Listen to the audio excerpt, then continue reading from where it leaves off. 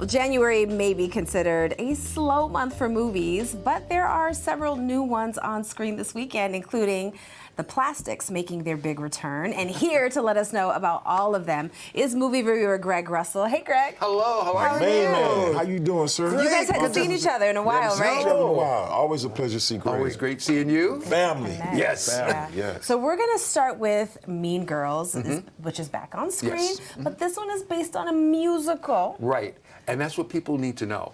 Because I saw it with a group last night, and they thought, oh, we thought it was going to be different. It's like, no, this is the Broadway musical version of the original movie. Okay. So are you it's- looking at people who are on stage, or are they like on a real set? Oh, no, they're on a real set. Okay. So, yep, it's like that. But it's the same, story. Regina George is just...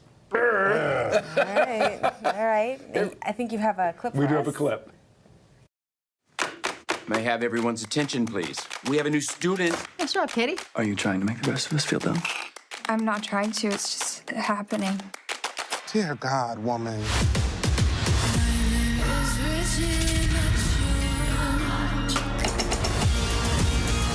Get in, loser. Regina George is a scum-sucking life ruiner. Why is he by our table? I can hear you, by the way. Can you hear me now?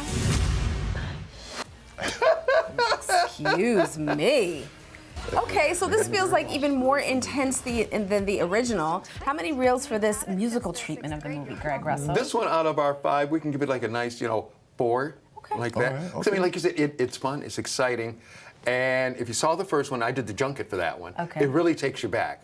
But also, like I said, you got some song in there right now, and Detroit's own Tim Meadows. Hey. All right, well, let's Is move there. on to the new Jason Statham action movie called The Beekeeper. Now, this looks similar to fans of his movie. It looks very familiar. Oh, yeah.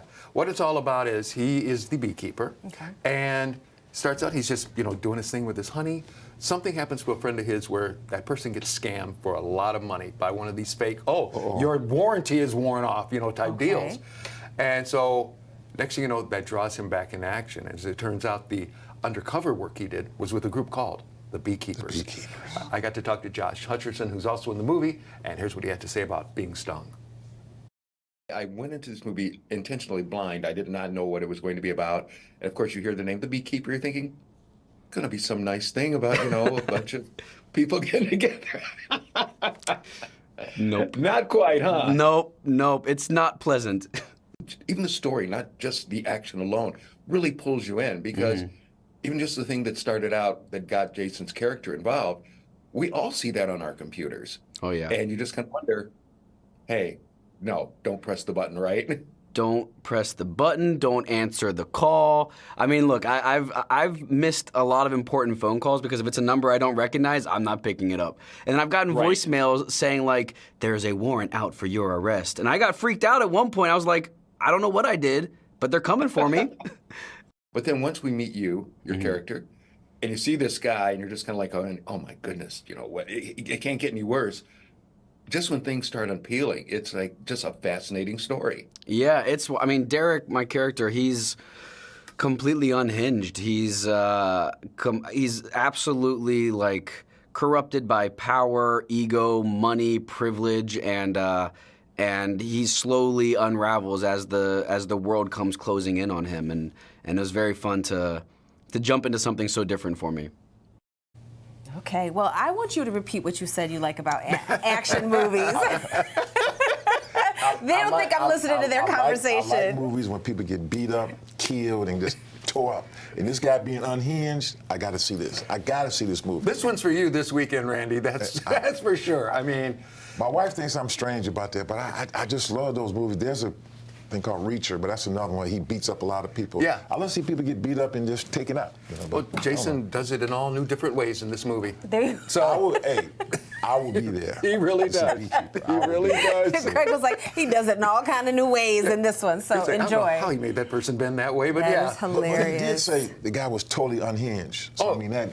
Unhinged means you're going to be a little strange. You're going to be a little extra Come on. crazy. And once you find out more about his character, Josh's character, it just even gets more bizarre in this movie. All right, so how many reels for this one? 4 for sure. Okay, listen, he said that with like sure. 4 for intensity sure. in his face. Like I mean, this is. Also, Jeremy Irons is in this. Just to hear him talk is Yeah. worth, the price of admission. All right, so finally, let's get to a movie that you say some people are already calling the worst movie of 2024.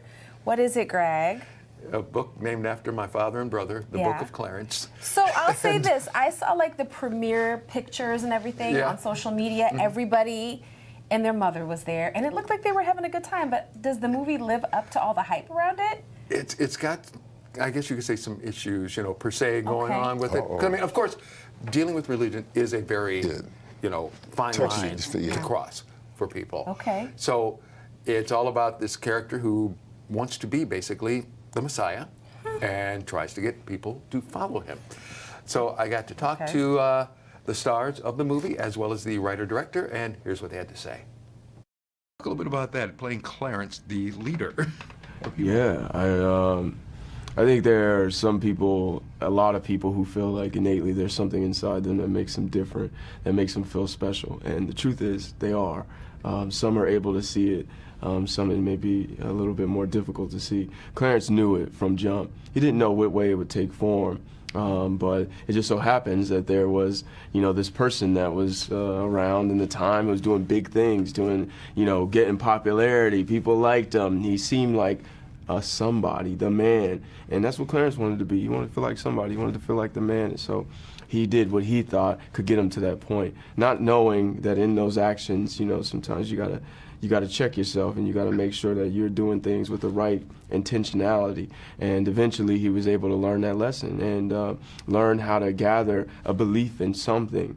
And I think that ultimately proved to be his saving grace and his redemption. How did this whole idea come about to you? It was always really in my head because I grew up loving, I'm a cinephile. I love film. I love westerns. I love, the biblical movies. I grew up loving those movies, especially, biblical movies, but you can't necessarily relate to the imagery you're being given. The stories are all familiar, but the people seem like, far removed from anyone I'll ever meet. You ever met someone that looks like Charlton Heston? Wow. All right. So how many reels for this one, Greg? We'll give it 2 because it does have some really nice shots in there. I mean, he was telling the truth on that. Really Okay. great stuff that way. Okay. All right. All right. Well, where can people see more of your interviews? Just go to movieshowplus.com. You can check out more of the interviews there. Also, your chance to possibly win some great things like this shirt from Born in Detroit. So That's a good t-shirt. there you go. Greg, thank you so much. Thank you, as always.